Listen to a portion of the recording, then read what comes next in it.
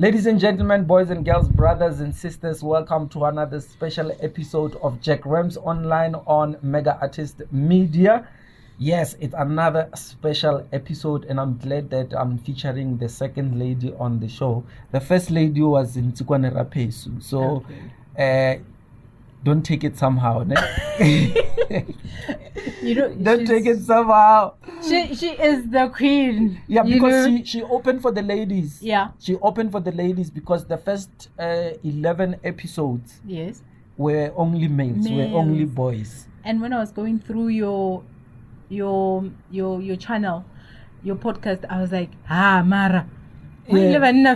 More like Jack what's happening? Where are the ladies? So I had to make a plan so that I start featuring females going forward. Maybe if I'm lucky, I'll do at least also 10. Okay. Yes. So guys, please subscribe, like, comment, and share. And today I am with Phuti Ramafem. Did I pronounce it right? Yes, you pronounce it right. However, now it's Phuti Museir. Why are you not changing it on your Facebook? That is like, you know what? That is an argument I always have with my husband. Yes. Like, what's going on there? Like, I don't know. I will change it after this interview. I am Phuti Museir on all social networks. Where's your ring? I don't see it. You know, I was big, Jack Rams. You were big. I was huge. Oh yeah. I was huge. We'll talk about that. Yeah. So my ring didn't fit me anymore. So that's why it's not Lana. Oh, okay. Yes. That's a valid It's a excuse. valid reason. It's a valid reason. Phuti, man, you are a businesswoman. When I sit and I look at you, I'm thinking you are an entrepreneur and an ideas lady. Okay. Right? I saw that you entered the She Millionaires Awards. Yes. Is it the She Millionaires? She Millionaire Summit Awards. Summit Award? Yeah, by Mandy, the boss lady from Mensa Group. But you did not win. You know, a nomination is a recognition. Yeah. It means that people saw that the work that I'm doing, I should be featured with other women doing amazing things. Sure. So that's why when I didn't win, I was like, another community builder has won. Right. So it went back to another lady. So we can't all be winners.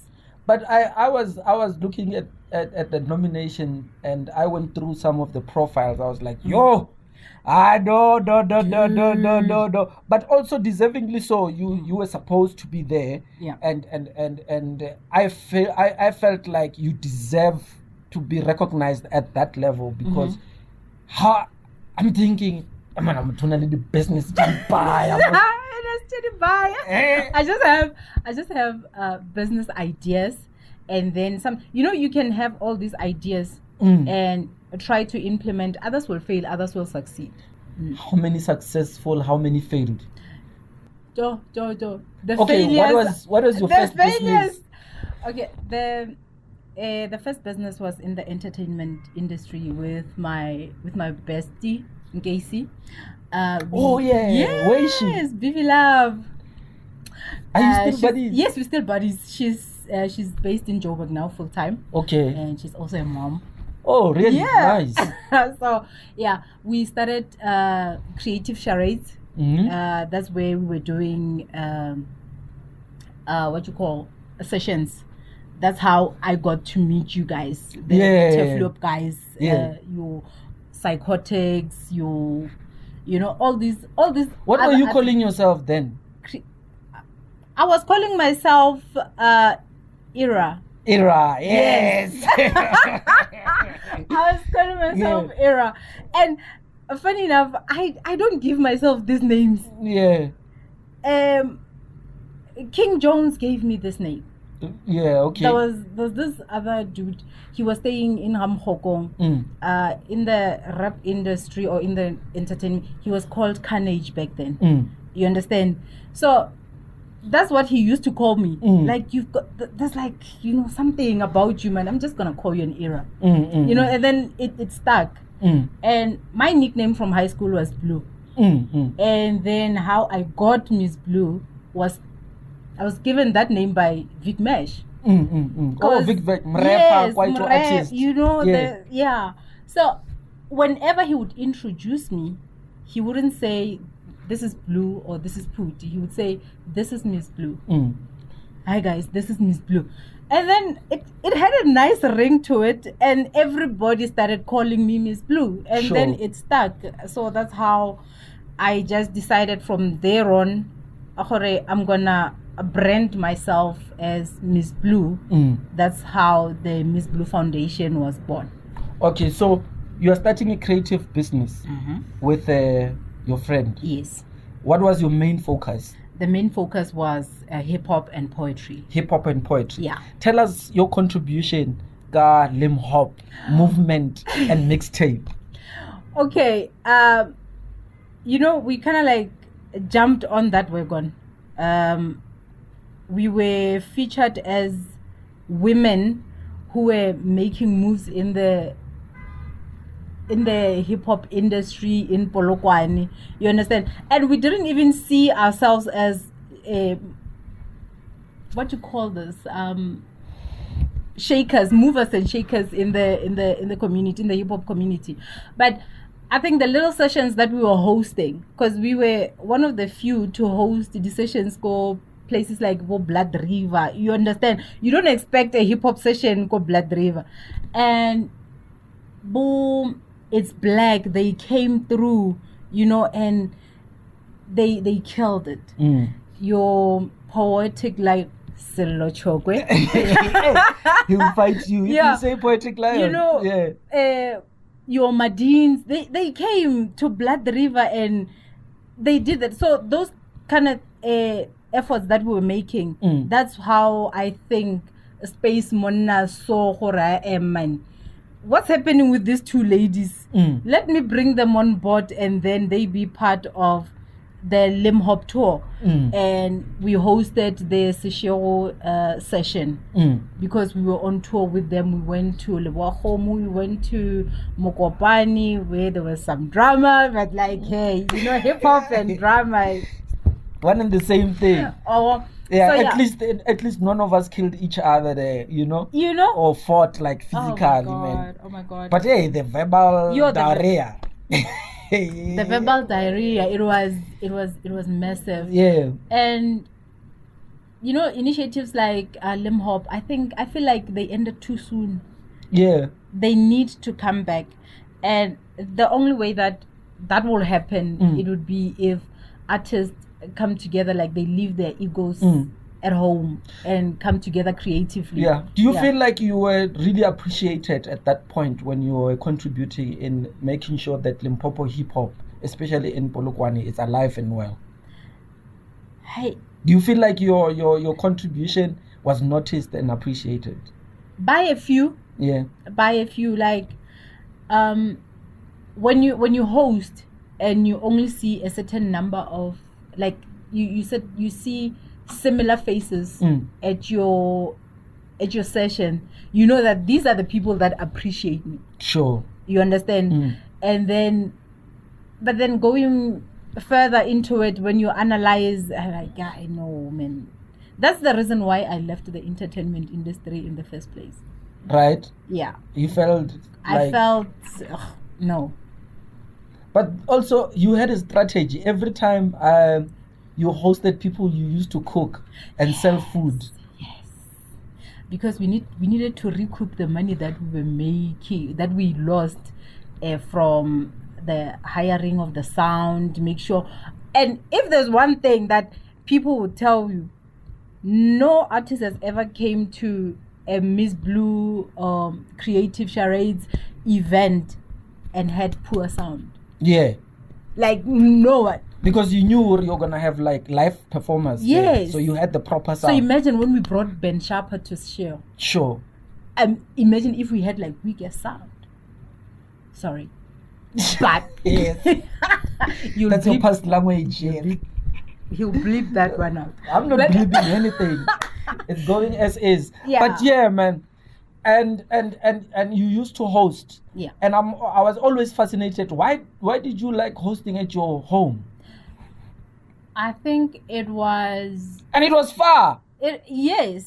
Hey, it was far, Joe. But we had to travel from Tef, go to Sheo. Like Polokwane was like at least center. You know, you are from Tef, you felt like a Polokwane. Yeah. But then you get to Polokwane, you need to take another taxi, goes to Sheo. But Lenanela hire taxi, they just share. Yeah, but it was expensive. We were just students, you know, like we didn't have money. But guys, remember, you used to travel from Tef to Ravena's Mukopan. spot in Mukopan. Yeah. You understand? Yeah, So, but it doesn't make it less expensive. okay. Yeah. But like I get that. But hosting at home, for me, the setup, the ambience of our home was, you know, it was beautiful. Because we used the stoop as the stage and, you know, so it was just perfect. And you know that place there in Zone 5, what you call, Psychotic made some rappers cry, like literal tears. So it had this vibe, like with the freestyles. With the freestyles. Yeah. I still have pigs. Bruh, that dude was crying real tears. Sure. And on some, psychotic, you don't know the book you're over. Like, I was like, but it was a battle. Yeah. It was fun when you're dishing it, but now Yeah. you have to receive it the same way.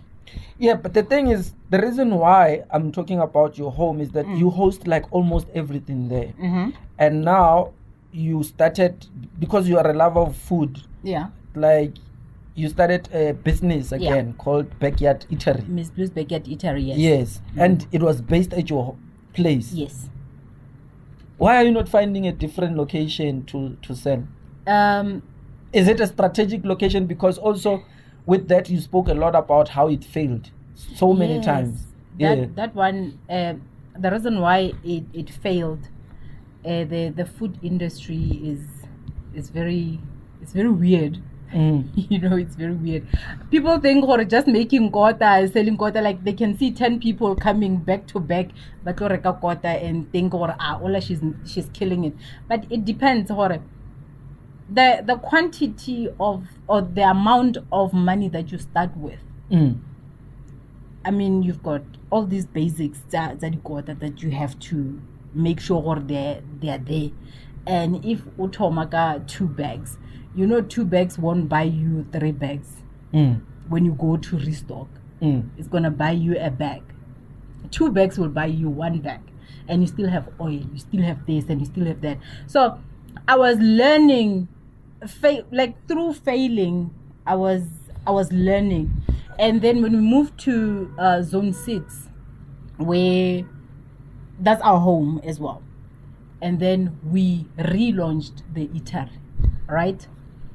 And I don't know if it was bad luck or somebody somewhere is trying to tell me or leave the food industry alone. Just as we reopened, right? We reopened, and then it was fine, and then we hosted a show. We hosted a comedy show with Tabang ER. Just a couple of days after that hailstorm hit that destroyed Seshego and you know.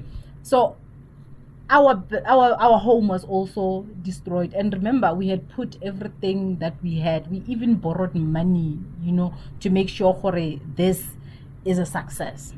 So when something like that happens and then it destroys your home, you have no choice but to take from that money that you put into the business and fix the home. And then we were never able to recoup because, you know, things were just, with the pandemic, things were just up and down. You know, we tried to push it as far as we could, and then to a point where we sat down with my husband and we were like, dude, we are working at a serious loss and it's costing us. We cannot live like this. So what do? Do we shut down and go back to the drawing board. Sure. Yeah. So that's what my husband and I are doing right now. Like, Okay. we are buying oil 1 bucket at a time, Okay. because we don't want a situation where we are starting and then we have to pause again. And then, like, now he is busy with the furniture for the eatery, because like when we come back, we're coming back big. Yeah, but then now, is the location a strategic location for business though? Yes. Do you get people are people able to access it freely without a hassle? Without a hassle. Zone 6, if there's one thing that I can appreciate about that community, moving into that community, at first, you know, when you move into a new community and they don't know you, but then when you start doing things and then they see, okay, you know, so they're very supportive. Yeah, because my question has always been, my like, I've always been curious, you know, like, why is she doing everything, every single project, every single idea that comes, she started at home. Yeah. At your garage. Yes. You also had like kids coming at your garage. Your reading club. Now this is the third thing now we're talking about. Yeah. You know how the reading club came about? Yeah. The reading club was when, you know, when kids were told not to go to school because of the COVID and whatnot. Sure. So they were asked to stay at home, right? And be indoors and what and not move around. But then I saw kids just loitering and I was like, no, man, guys, there must be something that we could do. And I remember approaching my 2 neighbors, Mao Tlhompho, Mao Dineo. Ke ba botsa gore ke nyako thoma a reading club. Ke gopela gore le dumelleng Tlhompho le Dineo ba join a reading club. And I'm like, reading club again? Like, no, we're gonna be reading for entertainment, reading for leisure, and then we will also include other activities like maybe do the homework and, you know, and stuff like that. And we started with 1 book and 2 kids, and when they left, they told others gore re ga MsBLU. You understand? So they just grew and grew. Even ka zone 2, ka zone 3, they started bringing their kids to our reading club, and yeah, it just grew from there to a point where I remember our new premises, the business site. Yes, we got a business site now. So yeah, I saw. So, yeah. I saw it when you were inviting people to come and help you clean the new site. Yeah, I was like, oh, okay, something is happening here. This is interesting. Yeah. So I would always, it's like that place, that prime business site is literally back opposite my house. Okay. Yeah. So I would stand on a brick and like just look into that place and wonder, like, why are they not utilizing this space? Why are they not utilizing this space? And I just decided one day that I'm going in there. Ne? Yeah, I'm going in there. I'm going to inquire. Sure. And then I went, and then I met up with Mr. Mabucha, and then I told him my idea. At first, he was not sold. He was like, I will let you know. I will call you on this day. I will think about it. I'll think about it. And on this day, he didn't call. I decided I'm going to call him. I'm going to call this guy. I called him, and then he said, come to my office on Monday. And then I went to his office. And then he was like, what was it used for? Okay. It's a funeral parlor. So the site that they gave us, they were manufacturing the coffins in there. Right? And then the other side of the property is the funeral parlor. Sure. So my my pitch to him was, if anything, I would be keeping your property clean. Sure. You understand that? No, I just told him, if you decide you want to sell, you will sell, but in the meantime your property will be clean and neighbors won't be complaining about snakes anymore, because hey, it was obviously if you little folk understand. Yeah. So yeah, he agreed. I gathered people, we cleaned the place, and I remember how impressed he was when he came, because he said, you know, Kenali, almost 18 years ago, the floor of this this building. Like that's how dirty the place was. Yeah, because I can never cut out my blanket. There's sawdust and whatnot. And as a kid, he said he wasn't coming there often, but when he would come, he just move the mic again next to you. Okay, let me help you. Okay. Yeah. All right. I think. Yeah. So that is how we ended up at our new premises, and he was still not seeing the vision. Remember? Yeah. He said, "I must sell him the vision." I'm talking about somebody who likes community development. Sure. Or he likes empowering women. Sure. And he is just, man, sell me this vision of yours. What's happening? Yeah, what's the story so here? When the kids started to come, like the first time that the kids came, we were lucky enough to have him there and hear what we were doing with the kids. And he came to our side of the building and to see what was happening, and it was like, oh, you have a good thing going here, keep it up. And he's very supportive. Sure. Yeah, he makes sure if there's anything that needs fixing, he's there. And so Creative Charades, was that a business, a successful business venture for you, or it was a failed business venture? It was a failed business venture. It failed. It failed. Yeah. And did it cost you a lot of money? Or, right? Yes, it did. And it cost me some few friends and some few acquaintances. Yeah. There was a Joburg trip that failed dismally. Yes. Yeah, with artists that were left stranded in Josie because of us. They had no money to come back. I am sorry, guys.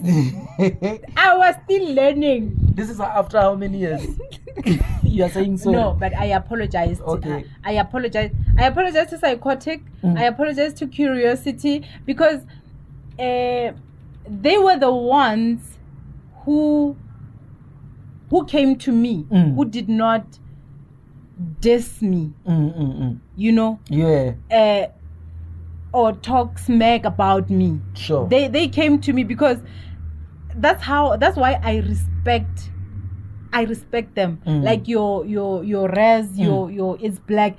I respect, because they respected us. You understand? They respected us enough to come like, that was a foul move. Like, what, that stand that you pulled, that was effed up. That was not cool. You understand? So I think the reason why I felt I needed to apologize to them then, it was the manner that they approached the whole thing. Yeah. So the MsBLU Backyard Eatery. Successful or failed business? I would say it hasn't failed, because it was just paused. Yeah, because of the natural circumstances. You understand? It's paused. It's still coming. Okay. You understand? It's coming back, because I love food. My husband likes to cook, and we love to sell, and we love money more. Sure. So you understand? If we mix all these things together, we can cook something very amazing. Yeah. You understand? So because of natural causes, the hailstorm, it paused because it was gonna cost you more. But were you making good money though? Yes, we were. Yeah. Yes, we were. And then what comes first between the reading club and the foundation? The foundation came first. Right? Yeah. And it's still going on. Yes, it's still going on. We're still helping teenage girls, and now we are gender inclusive. Yeah, because the gender inclusive thing happened through the reading club. Okay. Yeah, because boys and girls are coming to our organization, to our reading club, and you can't say no, because MsBLU Foundation is and all especially about, when it's kids. you understand? Yeah. So we started conversations around a boy child, like, what is happening, guys? What are we doing? Because we're empowering the girl child, and we expect her to thrive with an unempowered boy child in future. That's why we have so many cases of GBV and all of those. I'm not making excuses for men who are doing those kind of things, but sure. Yeah. So, yeah.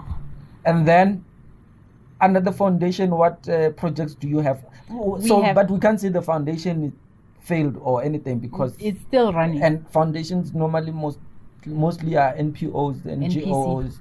Ours is an NPC, yeah. Depend on funding and stuff. Have you ever got funding? No, not yet. Everything that but when you're always asking, your Facebook sometimes is depressing. You know go what? to MsBLU's Facebook page, or like, do you know what? Let me tell you something. Somebody said, you do know, like, the things that we are asking for, 80% of the time we receive. I understand. I get it. Yes. Yeah, but hey, all you have to do, and especially when you can contribute, like, and share. Yeah, you just share, but also you feel like, maybe if you give 100,000, you know, move I'm I tlo re lapisha, I tlo gopela, ke no move 100,000. Abe sharp, a thushe bana ba tjha ba rekele everything. You know, because it's you. All the time, get the radio station, get the seminar, and all of these things you are moving around. I'm like, shame.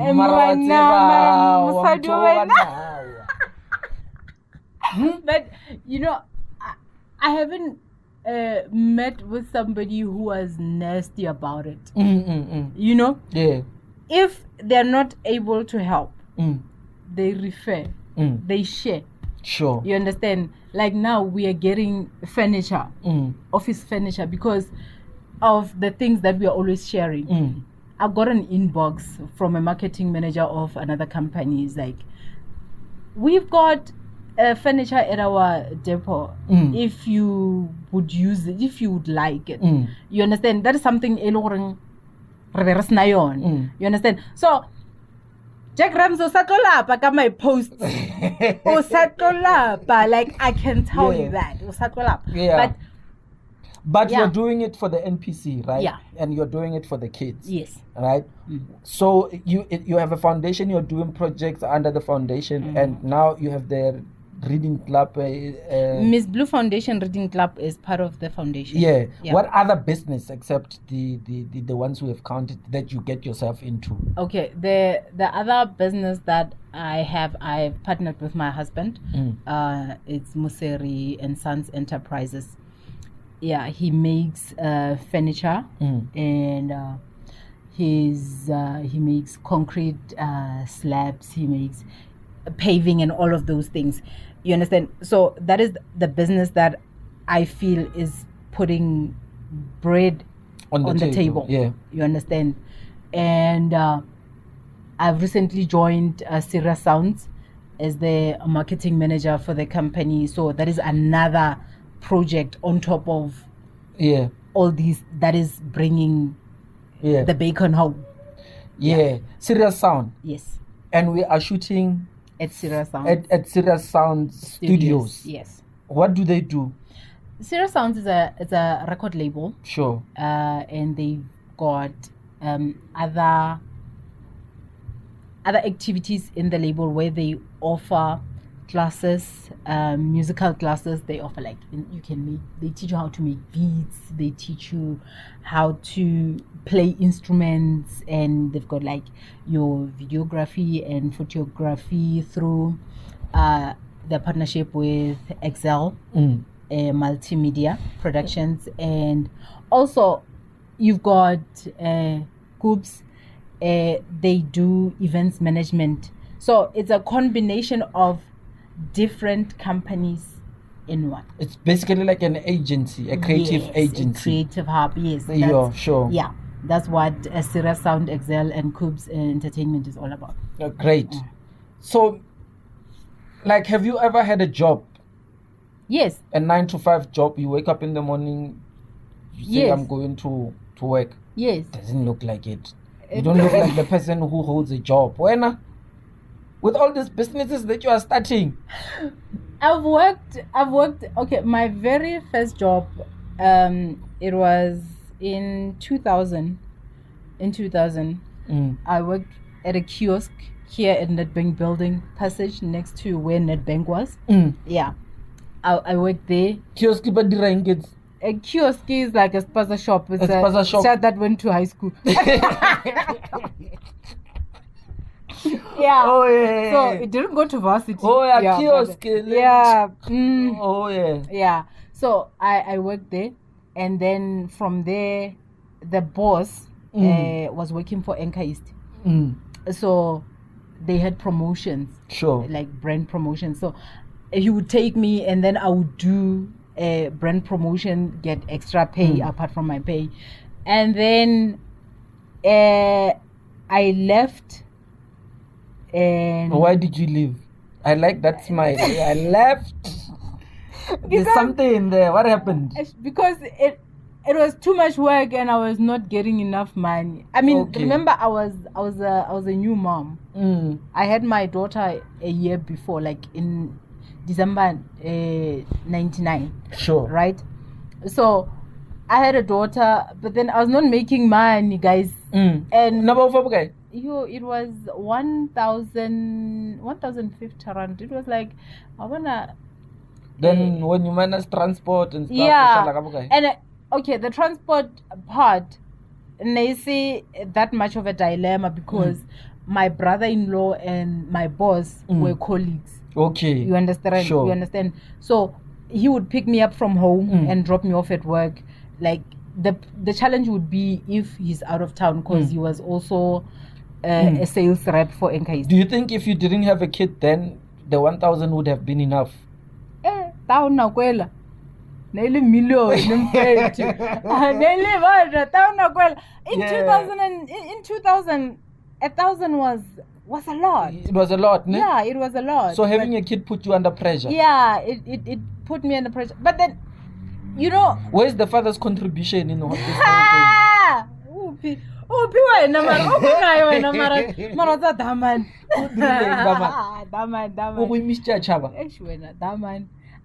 You guys, let me say if you've afraid. What happened? It was one of those. Am I coming back on your show? Because that one needs another show. No, let us hear the story. Yeah. Because his contribution in this whole thing made you leave a job that you were getting 1,000. Yeah. You understand? Yeah. Yeah. You know, my ex, he was, how can I put this in a very nice way? He was not a bad guy. Okay. You understand? He was just not good to me. And he saw his daughter, I think, twice. Okay, tell me something. Yeah. Why didn't the relationship work? I was still in high school. Okay. And he was working, and so you were a teenage mom? Yes, I was a teenage mom. Yeah, okay. Yeah, and but in a way, when I got pregnant at home, they were shocked. Like, they were very, very shocked because I was always at home. I slept in the same bed with my mom. Danger! You know what the danger is? I remember the quiet, disciplined ones. But I was not. Here's the funny thing. Now I was disciplined at home. Yeah. at home. Hey, I you don't want your parents to know and see. Yeah, like, you know, yeah. Mar. You got pregnant. Out there. That one you can't hide. I can't hide. You can hide that you are doing cloth, but no, it's gonna show. And let me tell you the funniest thing about my pregnancy with my daughter, ne? They found out I was pregnant because I got sick when I was at school. You understand? I got sick, and then my former teacher, Mem Patlele, she had to send message home, and my sister came. And then she came to fetch me. That's how they found out I was pregnant. I think I was gonna give birth, and they never told me like. Yeah. You understand? That's what you were thinking. You forgot, or there's gonna be a belly that's gonna show. Let me, Jack. They found out this month. I gave birth the following month. Your belly was not showing. No. You lied. And it only started showing, like, oh my God, Rosina Satech, wherever you are, you know this. You want to tell me that in a house of women, no one noticed that you were pregnant? No. This is shocking. No. For 9 months. For 8 months. You never got sick. You never. No. Nothing. No. You woke up in the morning like a normal person. Remember one thing, ne? Negile yo. Yeah, so, tomboyish. Baggy clothes was my thing. Never try ring. And this is the funniest thing, and it still baffles me. Once they found out that I was pregnant, I blew off. Like, you know when I hold it. Yeah, I think you were holding it. And I was not. Now you are free. They know this one, and you can breathe now. You can like. So I blew up, and even my face started to show. When wasn't no drama, no soapy like a Nigerian movie. Sorry, TY. A Nigerian movie, you know, like. So your breakup with your ex, it happened when? When you told him I'm pregnant, or when the baby came? What happened? When the baby came. Yeah. In fact, throughout my pregnancy, he was not like there. Yeah. You understand? He was not like. So I realized you're pregnant. Yeah, you know, and. Did you debate about whose baby is it? That one is always the case. Yeah. You understand? That one is always like, I don't understand. You'd fetch me from school, bruh. I was constantly with you. But then when the baby is like, who am I screwing beside you? Yeah. You understand? So that one, it hurt. Yeah. It hurt. Like even when my daughter reached out, like she wrote somewhere on one of her journals, right? And then she was talking about how she would like to meet. Like the first time I saw that, like something in me, like was boiling, Jack. Like I felt like this one. It's just as it has always been her, me, and my mom, and now she wants to meet somebody else. Like, you know, yeah. But then, as I grew and I calmed down. So who were you angry at, her or everyone? I was angry at everyone, and I was not even angry at myself. You understand? And I think had I been angry at myself, I would have understood where she was coming from, because my father died when I was 2. You know, like I never knew my father. You understand? I knew my father through my siblings. They speak about him like your elder siblings. Yeah. How many siblings? We were 6. 6? Yeah, we were left with. There's only 4 of us left. We are 6 from your father and your mother? Yes. Staying in the same house?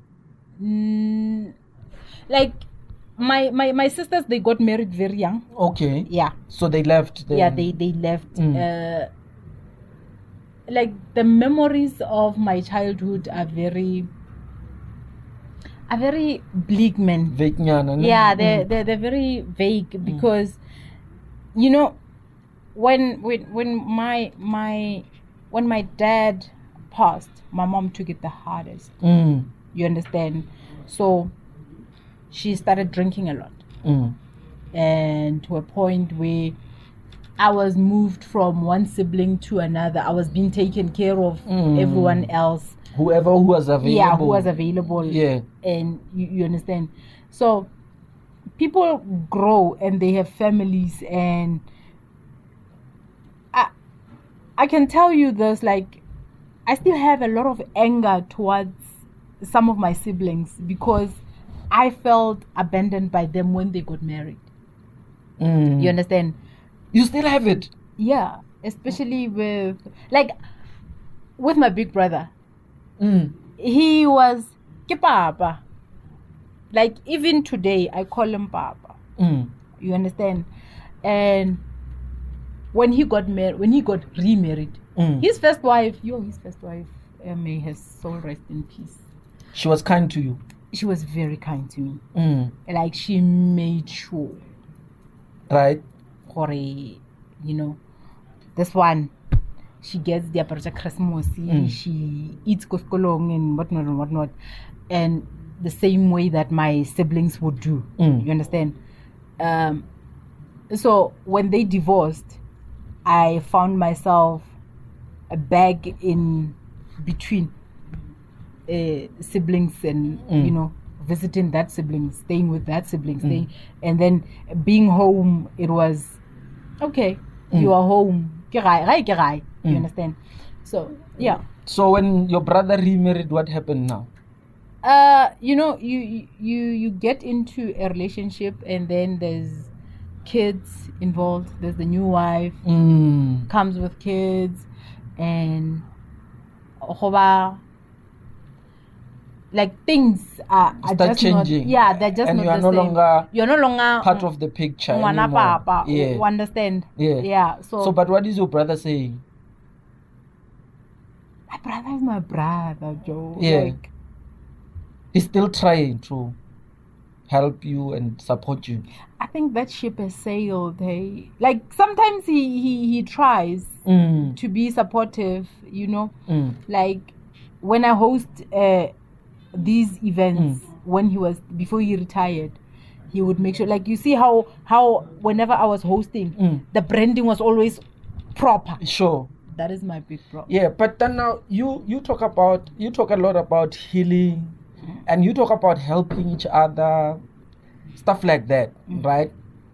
Why are you not seeking help for yourself? I've tried. I think when you have something that is burning you, you would rather. I'm that kind of person that put out your fire while I've got my own fires. I don't know how to do that. Sherin said, MsBLU, you need to heal. I don't know, Sherin Pichela. She was always telling, I'm trying. Yeah. I am trying. I even went are you trying therapy? Yeah.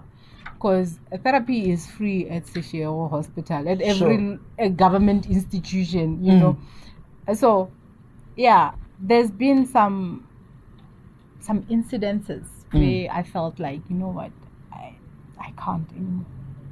Right?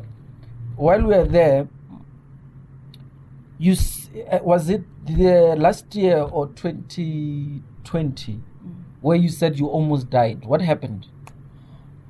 It was last year. Last year? No, it was this year. This year? After the COVID regulation restrictions, ne? Yeah, when we reopened, I was in a very dark place.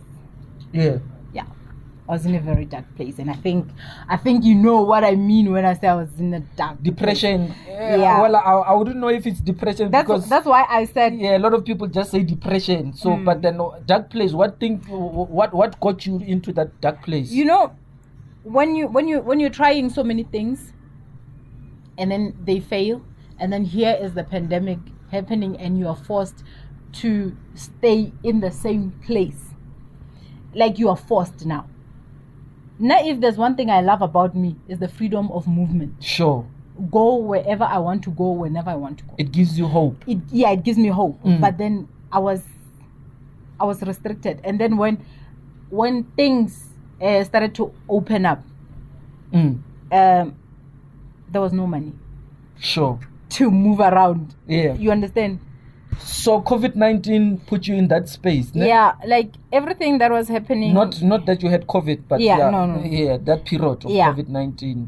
Everything that was happening around me, and the situation that we were in financially, when we decided we're gonna pause everything, and like this year in February, when we reopened the reading club, I remember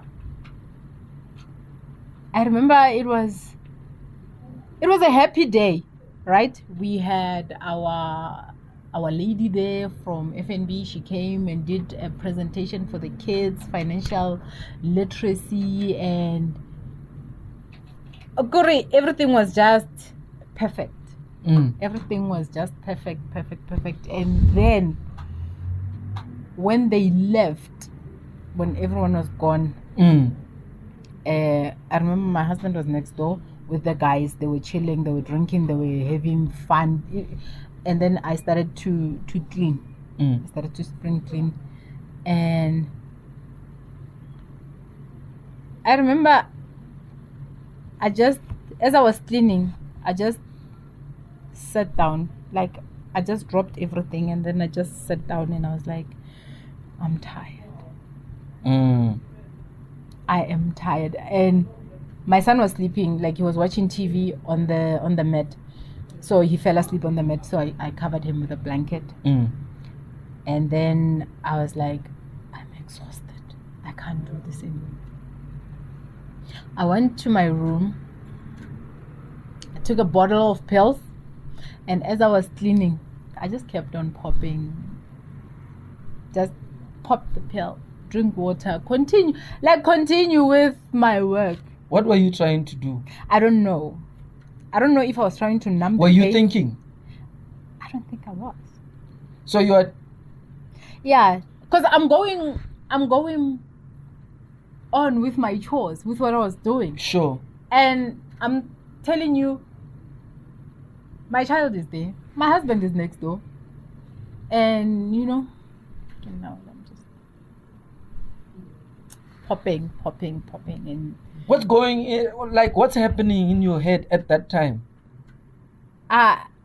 Because are you not realizing that you're just continuously taking these pills? No. So it only hit me. Yeah. It only hit me. Hore, dude. Do you know what you're doing? When I was lying on the floor, unable to move and throwing up. So, when you were saying that you were trying to numb the pain, to numb the pain in a sense that you wanted to commit suicide, or you felt the medication? What medication were you taking anyway? I was taking painkillers. Painkillers? Yes. Like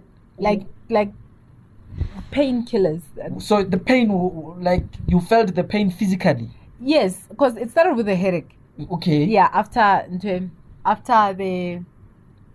the session with the kids, right? And then I just took a pill, and then I just continued with my chores. Like, that day was just weird for me. After 3, ne, it just became weird for me. I was spring cleaning. I remember even when I came back from the hospital, I was telling my husband, or had I died, everyone was gonna find my house very clean, because it was very clean, speak and span. No, was not my room was clean. We have got an open plan. Yeah, so the kitchen was clean, the living room, it was just clean. So, but did at any point in your life think about killing yourself? Yes. And did you attempt to do it? Yeah, I don't know if you can. I cut myself. I've got like scars. I cut myself. It was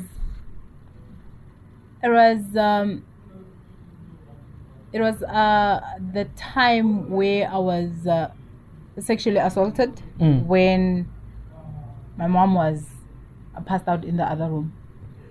You understand? So I felt like, yo, guys, no, I can't. And then how old were you at that point? I was between 16 and 17. Yeah. When you tried to commit suicide? Yeah. So this was because of the sexual assault. Was it like sexual assault, harassment, or rape? It was rape. It was rape. And the sad part is that it's somebody I know. It's somebody I know. He came to my house, and then he asked me, or like, you understand? And I'm like, you understand? And this guy, he just kept on, man. He wouldn't let on, like he wouldn't stop. And then that's when it happened. And yeah. So no one like heard anything? It was me and my mom, and she was passed out. Oh, Konje, she was drinking at that time. Drinking at that time. Right. So, and you wake up in the morning, and I'm just. Who are you telling this thing? No one. And how long do you keep it? Can you believe that my husband found out about it when 2020 during COVID? Because I'd forgot my diary. So it happened which year? It was 97. I was 17. 97. Okay. My heart is pounding. It was 97. I was 17 years old. You kept it from 1997 until recently. In 2020, 2021. Yes. No, he found out last year. Yeah, 2021. He found out last year because I always write about it. You understand? I always on your journals and stuff. Yeah, because it's something, man. It's something that doesn't go away. It's like, you know, it's like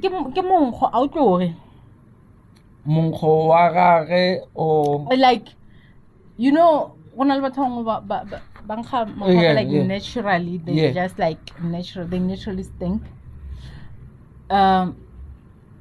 So that person, I can still. But MsBLU, man, you come around as a very powerful figure in the community, and like I said before, you help a lot of people, and there's this strength within you that shows even physically, like you actually go out and help people. It really bothers me. Yeah. It really bothers me that you are not seeking help for yourself, and you have kept so many secrets and so many painful struggles to yourself. And let me tell you something, even in the hip-hop community, when I was in Joburg, I moved to Joburg in 2013 with Ngacy and my niece, right? I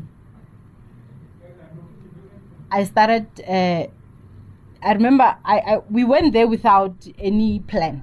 We just needed a clean start, you know. And then spoke to my mom, and then she was like, okay, fine. And then I went to Joburg, and then we started this thing. I remember inboxing one author, like, I want to work with you. You understand? And then he didn't respond, right? And then fast forward, I posted a picture of a book, and then a hot chocolate, a cappuccino from Green Origins, and I was saying I would kill for a cappuccino from Green Origins right now. And then he responded. He was like, if you can be in town by this time, cappuccino on me. That's how I met Linda Yende, right? And then we got talking. I went there, and then we got talking, and then I pitched an idea he asked me, like, what are you doing in Joburg? And I told him, like, I just came here for a fresh start. I want to try something in the events industry, something that does not involve like your hip hop goo thingy. I want to try something classy, something more matured. And then I was like, can I host something for you, right? And then I hosted an event for him, and then they were a success, right? Because it didn't cost him a thing, he didn't cost me a thing. We made a profit. So I did that, and then after that, we had covered Polokwane, we had covered Pretoria, we had covered Joburg. So now I needed something else, right? And then that's when things started to fall apart in our accommodation. The person we were renting from, we found out there were some shady deals where he was not paying. We were paying, he was not paying. You understand? So we left. We were kicked out. And then I remember I was homeless in Joburg for a couple of weeks without anyone noticing that I was homeless, because I would move from Jack Rams. I would visit Jack Rams, right, and stay with Jack Rams without Jack Rams knowing. We're like, I man, no, Miguel. When I didn't sound, because I always traveled light, you understand, because our things were in storage, so I always traveled light. I wanted to go back home, but I needed to go back home with something, you understand? Sure. So I would move from Jack Rams to Coobs, or this and that, until one time I found myself at an apartment where Cyrus Beats was staying, right? And I remember there was a session, a beat making session. There were a lot of guys and girls drinking and whatnot. And there was a point where the whole thing moved to the rooftop, right? Because they felt like, no, we were making noise, and so I was tired and I needed to rest. And then I told the guys, hey guys, and now even today, now when I'm tired, I leave and then I go to sleep, even if there's people around. As long as my husband is there, I know what he'll take care of it. I went downstairs and then I went to bed. I was woken up by somebody on top of me, like, just, and it's something like, this is the first time I'm speaking publicly about it, and it's just sure. And everything happened so fast. All I know, like, that guy was buff, he was big, like, even when he was done, I could only catch him by the light, because there was, from Sarah's Beats apartment, there was a light that would flick and then goes off, just like that, so I caught him, like, when the light was flipped, when he left. He was only when he left. Yes. So all this time you didn't see him? I didn't see him because he had me face down. Okay. Yeah, he had me face down, and even with that, I remember. Did he say anything? No, he didn't say anything. And I feel like he went back upstairs. And you are vulnerable, you don't have a place to stay. And yeah, and with all of that, I still didn't say anything to anyone because I felt ashamed. I felt like I called this upon myself because I was. You could have just stayed home. I could have just went back to Polokwane. Yeah. You understand? But I didn't want to go to Polokwane without anything. Sure. You understand? Because I was sending something go high. So now I'm upping and leaving, and like I wanted to rebuild myself again. You understand? And I remember my husband keeps on finding things out. Like that one is an investigation. But also, I understand your relationship with your mother and your siblings, but you're not telling your husband, and this is the person that you say and you claim that you love, and you were even married. And are you not afraid that all these things, they're gonna one day come back to haunt the relationship or haunt you and destroy the relationship? And how is he finding out, and how is he reacting when he finds out? When he found out about this one, he went online, and then he went on Facebook and got Cyrus Beat's number. But how did he want to get Cyrus Beat's number? Listen, because I explained to him what happened, where it happened, who I was visiting. You understand? And then he made me call Cyrus Beats and tell him what happened to me at his apartment. Cyrus Beat was shocked, like, Puti. Like, I felt, had I spoken out there and then, that guy would have been like given an ass whooping of. Yeah, but he would have done something. But the thing is, the incident happened. Even if the guy is dead now, this thing still remains with you today. Yeah. And So did you tell me how did he find out the first one? The first one he found out through my journal. Oh yes, you said it, yeah. Yeah. And even the second one. And how did he react about all these things? He was angry. The one he was angry. He was very angry. I remember we stayed up the whole night. We stayed up. My husband and I, we talk. We talk like we can talk, Jack. We can talk up until the sun literally comes out. Sure. Like fully alert. Discuss are trying to find a solution. Sure. You understand? So, yeah, it was a painful situation. It was very painful conversation to have, and he's always telling me, why don't you talk to me? Why is it so hard to talk to me? And now for me, I feel I don't want to disappoint him. And like now, I'm learning. It's very hard right now. It's a very hard lesson because I'm learning to open up, and I feel like it's harder now because I'm used to doing things on my own. You understand? Protecting myself, being there for me. You understand?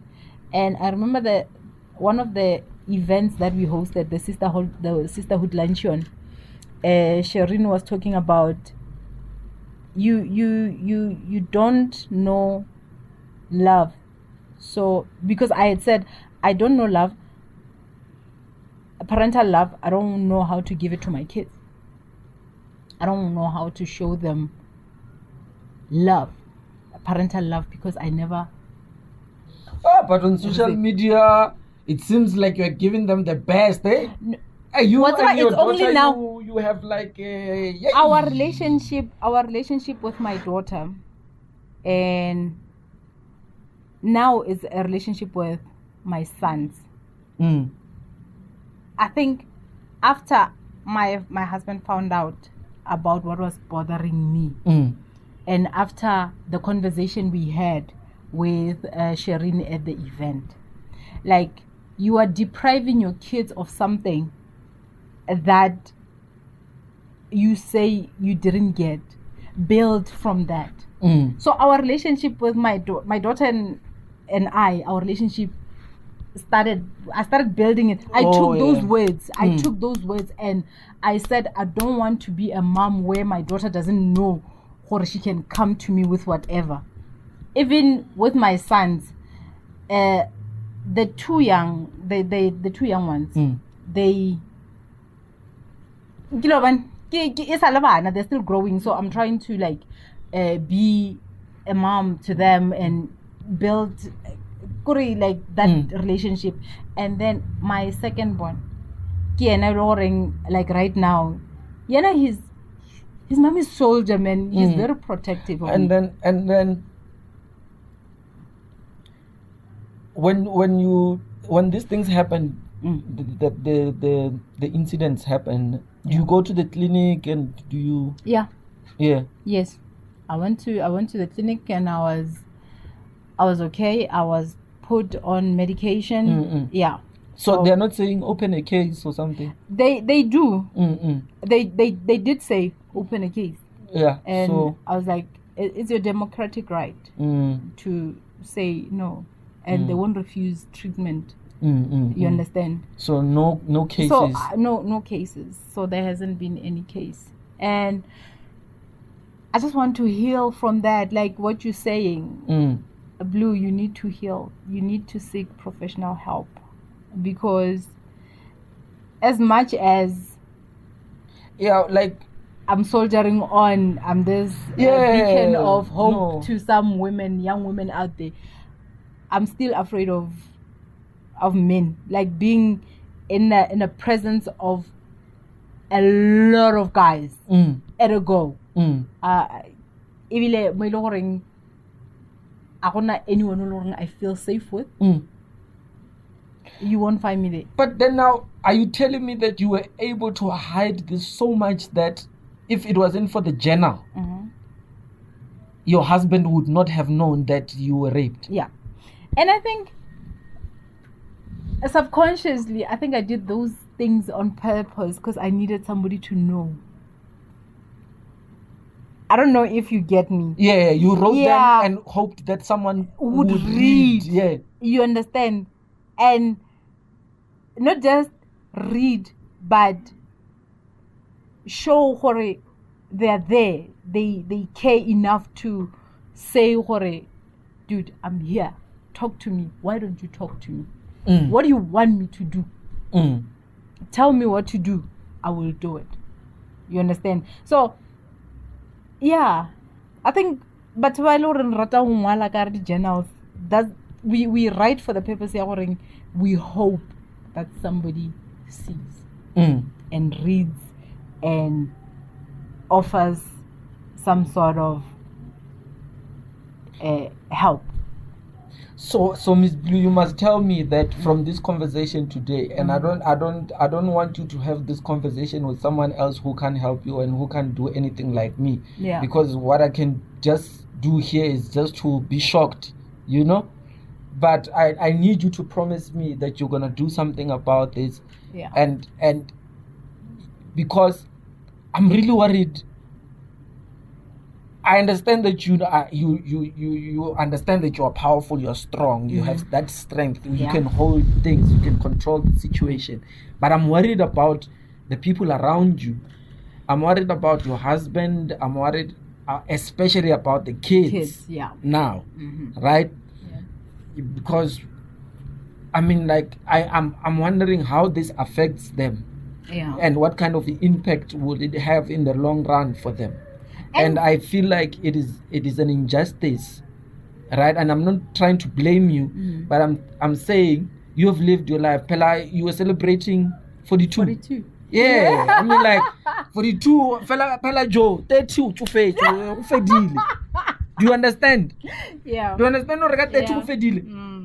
Like you know, And Di here, noka di sa bereka. here I am in my 40s trying to fetch my body. You understand? Yeah. I'm doing things that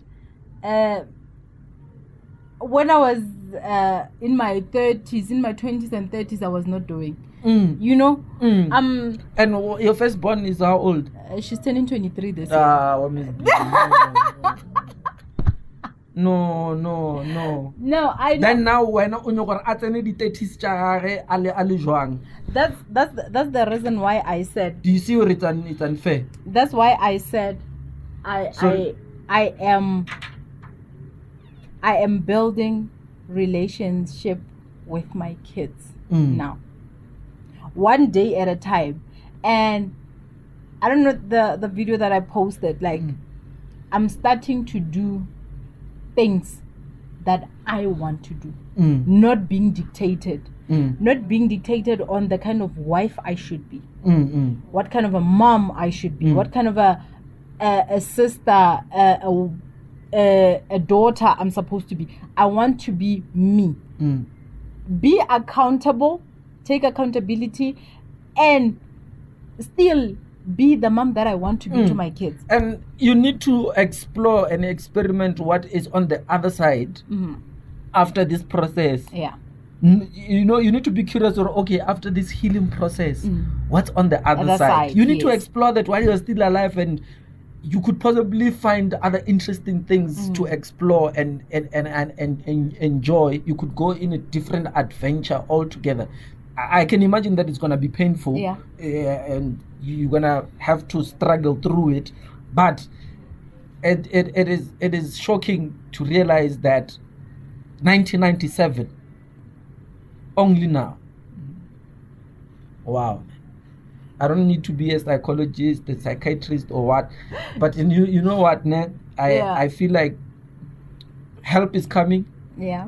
For the fact that you can talk about this and talk about it in public, I think you're on the right path. You're going in the right direction. Yeah. Sure. Let's get back to the weight thing. Yes. I also saw that you spoke about losing weight, and you knew the reason why you were gaining the weight. Yeah. Which is the weight that also made you not to be able to put on your ring. What is happening with the weight issue? Because I know you are speaking about it publicly now. Yeah. Yeah. What is the story there? Okay. I've suffered a couple of miscarriages, right? Before my last born. Right? I suffered 2 miscarriages before Letaho was born. And then when he was born, like just after the scare, the one that landed me in hospital, that incident that that pill popping that landed me in hospital, that suicide attempt yeah. So it was we had another scare, you understand? So I was like, man, no. You know, when you lose a baby and you didn't even know that you're pregnant. Now I'm very fertile. Like my husband Len is very fertile. Like we're very fertile people. You understand? Yeah. The soil is yeah, so we lost a baby and I didn't even know I was pregnant. And I was like, no, I don't want this anymore. So I decided to put an implant, right? And then after that, I just blew up, like. Okay. So, side effects. Yeah. So I was like, hey, this thing is not working, guys. Now it's not working for me. I want it out. And the only way that I can guarantee I am not going to have a baby anymore is either you have a vasectomy or I do a BTL. Yeah, I tie my tubes. Gents. Like, he was still cutting thinking, off tubes and balls. He was just thinking about it. I was like, dude, when it's your body. This is my brothers body. are scared. No. Whose balls are you chopping? not happening. So I don't know what they do, guys. I'm not saying they're chopping balls, but I know they cut something. Hey, the husband was like, never. I decided, you know what? Nah, because I don't want more kids. I don't want more kids, guys. I've got enough and they need my attention. So I'm going to do the operation. And he was like, okay, it's fine. I support you 100%. And then went and did the operation, took out the implant, and the weight loss from there. Like, you know, when you can walk from a shop right to Limpopo Mall. That's quite a distance. It's quite a distance, and you're not running out of breath. Yeah. Like, I feel like more. That is what I'm enjoying. I can run, I can skip, I can play with my kids when I'm with them. We can dance. You understand? Those kind of the things that I wanted to do with my kids, I'm able to do with them. Yeah. So, and when you are gaining weight, you know, it gives a perspective. And when you are gaining weight, like, it gives black people. No. Hunting next. Diabetes. The high blood. You know. Yeah. Like, what, guys? No. But why are we not using condoms? Yes, we should be using condoms. I think, but that's the safest, right? That's the safest. Yes. But because I understand it fully, and I really appreciate that you're talking about this, because you said you almost died. Yeah. Because of that thing, right? I can imagine how many women go through the same thing that you're going through, but condoms are the safest. So when are you having this discussion with the brother? No. And you know, with the decision to have Letao, out of all my kids, Letao was the planned baby. Like, we decided we're gonna stop contraceptives and we're gonna have our last born. Yeah. You get what I'm saying? So, and after that, after giving birth to Letao, like, we kind of like just relaxed, because, you know, up until those painful cramps started. And it's Letao's birth was not the easiest. Okay. Because the other miscarriages and stuff. Yeah. And he is before him there was you know. Yeah. So it was, let's try one more time for a baby, you know. And then that's when I stopped the contraceptives, and then we just decided to have the baby. Yeah. And I remember my daughter was saying, like, we were having ice cream, and I said, ice cream in le makura man. And then we had mango, and I still had the same sensation. And she was like, Ziyakhala man. Like, that's what she said. Okay, fine. And then 9 months later, it was a struggle, and it was a but I want to know if you feel the same way as well, because of what you went through, that this thing is not fair. What you went through, and still you are not opting for condoms. You know what, ne? I wouldn't wish what I went through to my worst enemy, because it was very painful. And we do use condoms, just not religiously. Yeah. It happened, you know, even. But that's the thing, the justification here, or we are married and we are not supposed to use condoms, comes in. No. Okay. What is the justification? There's no justification. Okay. That's why I say we use condoms, we just don't use it religiously. Sometimes you are just there and you are in the mood, and then you just rip each other's clothes off, and then wham. Yeah. You know, you are in it. But you still have to go for a morning after pill, if that's the case. I'm advocating for women. Can't you see now? Yeah, because I understand the pain. I mean, like when you talk about near-death situations, and I'm like, but this can't be the traumatic. life, man. It's traumatic. Pregnancy in its own, it's a risk. Even if you've got money and you never know how it's gonna come out. You never know how you're gonna come out of that situation. Are you gonna come out in 100%? Are you gonna be, because you know, like during pregnancy some people experience even some sort of paralysis, like they can't do other things after that. You know, so pregnancy in itself, let's use condom, guys. Condoms. condoms. I'm with Jack. I'm with Jack. Yeah, man. I wanted us to take it there so that there can be a discussion around that. You understand? Because like I value women, and I think women are the most powerful creatures on earth. As we are about to wrap up, I want to take this as a challenge to myself. And listen to what you had to say about taking my healing seriously. And rebuild a relationship with my mom, a relationship with my siblings, continue building this relationship with the kids and my husband. Sure. You understand? Because life is short.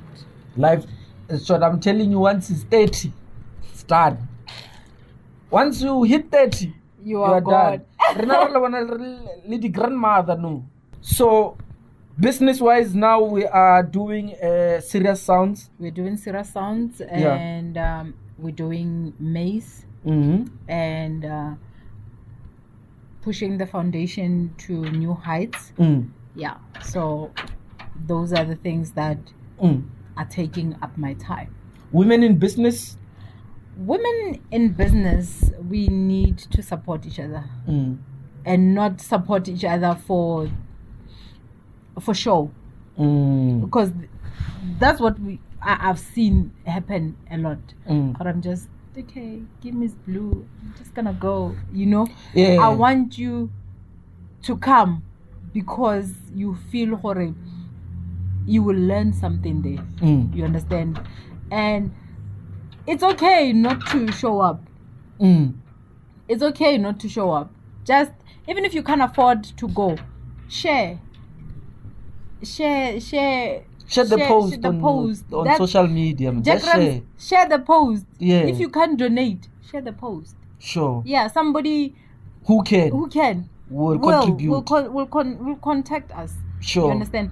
So women in business, let's support each other. Let's be there for each other and genuinely be there for each other and not take advantage of each other. Business in Limpopo? Polokwane? Yeah. Our province. I remember when I came back, to Polokwane after the stay in Joburg. Somebody said, there's always a lot of somebodies in my life. I've seen a lot of things. But somebody said, that is the biggest mistake you could have made business-wise. Because I saw you in Joburg.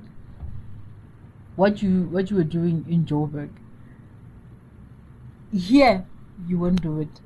It won't thrive as much as. But then, looking at the circumstances where I was, I couldn't stay in Joburg anymore. After that incident, I just couldn't. I just didn't see myself there anymore. You understand? So, business in Limpopo, it could be great if we all supported each other, not support a specific margin. Because they've cemented their brands. So Jack Rams is hosting. Jack Rams is hosting, Sure. everyone is gonna show up. Yeah. You understand? But I realized, Dori, but I'm seeing it in the entertainment industry, man. I wanna lead the click, man. Wanna lay jumbana. Like So people are not Jumban. open to. Mm-hmm. But So- the money is not rotating. It's not. It's just It's not. with a few people. Yeah, it's not. And you know, I'm gonna say this. We have people by lowering, they would tell us the reason why we don't like when we host. This is something that I've been told a lot. I am not what do you call this? I don't say what I want. Like I am not aggressive with what I want, especially like I'm afraid. But now fear is slowly stepping away, or I'm slowly stepping away from fear. You understand? Being aggressive about the things that I want now. Sure. You understand? And not being apologetic about them. If Kitako and Jack Rams, I've got this and I want to do this, what can you do? If you can't help me, let's move it along. Let's not sit there and talk about it and like pretend like you want to help me, knowing very well at the end of the day you're not going to help. Let's move it right along. I can't help. Do you still attend business seminars? Yes, when I do get a chance and I get a budget, of which right now it has been close to impossible, because every cent that I have personally, I put it back into the foundation. And yeah, there was a brother, I don't know, I don't even remember his name. as a scandal, like No, as a scandal. It's something business related, Yeah. because he used to host seminars, and I think he won something, Standard Bank, what you were his friend. He posted something on social media, you shared it, right? About you can start without capital and what, and then you commented there. I think you were fired up about something, and you were really you just came from a business seminar. Yeah. And I commented and I told him, I don't know if you still remember, and I told him, brother, stop lying to people. Yeah. There is in no way you can start a business or anything without capital. If you think taking a phone call and calling someone to come and help you, that is not money, you are lying. You're lying. Because there must be someone, you need to buy airtime at Yeah. first, and that it should be included as part of Yes. your capital in establishing your business. Because I think I hated that a lot about business seminars. Yeah. So I want to hear your view now. Eish. The business seminars, the motivational seminars, they will get you fired up like bona like the biggest business. You know, people we started with nothing. Ne? I started with nothing. I remember I sold my car. Like, You have a car, Wait. nigga, dude, come on. you have a car Like- that you sold. What So- the- like, I have nothing. is that nothing? You understand? I have nothing. So airtime, I don't take it for granted. And if I make calls, if I make calls, like, I don't take it for granted. Data. Jack, airtime of 5 rand. Why not 50 rand and rumela 50 rand? Because my work revolves around making calls. Joe, who post that I'm selling something. Free mode for 20 megabytes. Right. Nagan. And it's gone. And that I time hate, you want like, to Joe, I you just- want to post something. A whole catalog of what you are selling. Bruh. It's that catalog. It's 500 megabytes. Bruh. And listen, we're sitting here. We're talking about 500 megabytes. There are people out there who spend gigs and gigs. on the internet. Researching. Yeah. Researching, ne? I hated that about business seminars. I attended a few and I was like, I'm never attending this thing. I'm never bothering myself attending this thing because I left there fired up, and when I get home I realized, this thing I want to start is not gonna happen if I don't have money. This thing of building a team. It's very important. Yeah. You need the right type of people. Matoti Makananisa said to me, MsBLU, when the people that you have around you, you're pulling dead weight, they're dragging you down. Yeah. You need to let them go. And pulling dead weight is expensive. Yeah. Also, having the right people is expensive. Yeah. So all of these things, they include money. You understand? So and he was not mincing his words when he said it. He just came out and said, Ari, you know what? I've been seeing you. I've been following you for quite some time, like for years. You are doing something good. And all this money going to people who don't deserve it. Who are doing things, lousy things. And when you're doing something very good, like we sign a memorandum of understanding as a foundation with Mongato Period Underwear. You understand? If we can just get 3 pairs of underwear for one girl, you understand, and get for as many as we can. Do you know, these teenagers will never have to worry about periods. Yeah. So what do they do, the Mongato thing? It's a normal underwear that you wear when you're on your periods, and the way that they're so sexy and comfortable, you can even, like me, I wear them like for a week before my period starts because I don't suffer from like your period pains and stuff like that. So my period just comes. So they don't leak. They're leak proof. They absorbent. They're comfortable. They're sexy. You understand? Yeah, so, and that's cool, man. Yeah, and it's something that I think they've got like the one specifically for teenagers. They are so comfortable. You know, when I started the podcast, a lot of people had a lot of ideas to share with me, and I got to a point where I was frustrated now, and I felt like I needed to express myself. Yeah. And I said generally, I put it out there publicly on my social media platform, and I said, guys, I don't need ideas anymore. Yeah. Because I've had this idea for the longest time, and I know what I need. I need money. Yeah. Right? And it came off as arrogant. Some people took it. But the reality is that I need money. Don't give me ideas because you already can see what I'm doing. Yeah. Right? And you can see where I'm lacking. Yeah. Right? Come in and say, this is where you're lacking. This is how I can contribute. We need those kind of people. Or one of those ones who say, I've got nothing against prayer. Yeah? Don't offer me prayers.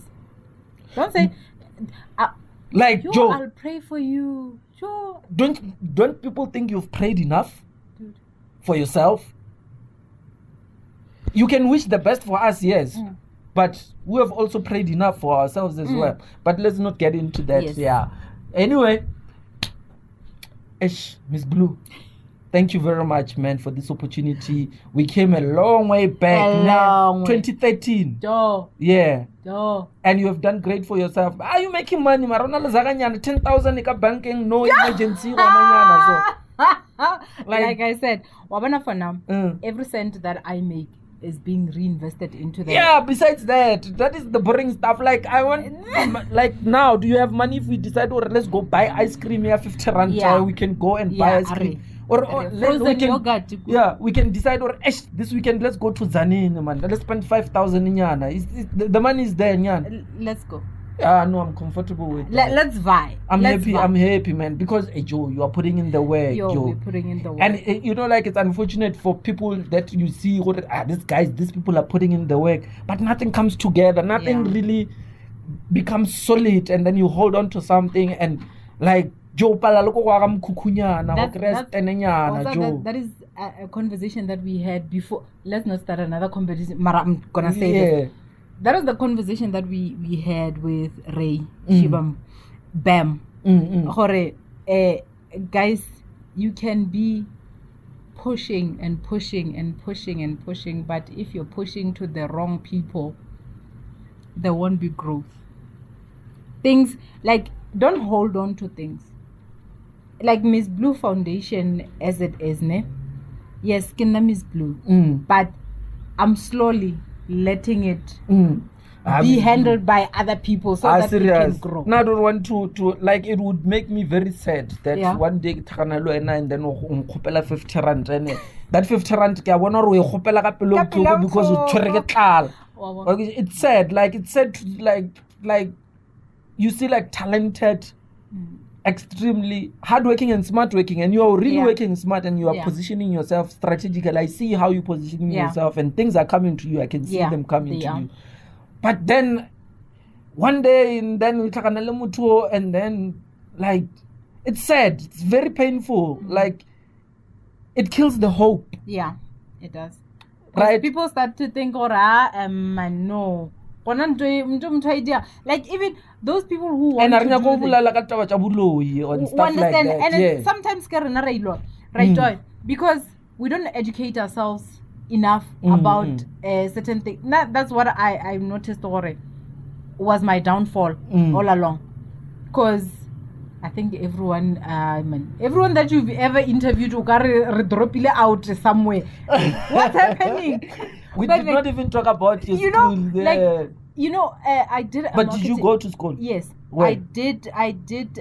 Centurion Academy. I did Mulaudzi. I went to high school Mulaudzi. I did Damelin. Short courses here and there. Yeah. You understand? And the one course that I'm supposed to be very good at, like I'm very good at marketing. I dropped out of that. Why did you drop out? I didn't complete it because I felt they were telling me things that I already you already know, and I'm right? implementing. You understand? So, Jack, no forever. Yeah, man, I'll just have to cut it here. Let's cut it here. Ladies and gentlemen, MsBLU Puti Ramafemo. Moser. Yeah, we're changing that, ne? Like yeah, we're changing that. Thank you very much, man. Your story is very inspiring. You're a very strong, powerful woman. And let not what happened to you discourage you. And don't block it. Yeah. Release it. Seek help. And I'll be watching you very closely. Very close. Now I have a responsibility to check on you and to find out if you're doing something about your healing process. Yes. And thank you very much. I really appreciate you. I love you, man. You know, man. I know, man. And you've always been. I thought maybe we were on the same age, but I realize now that you've always been a bigger sister. Yes. Yes. Yes. And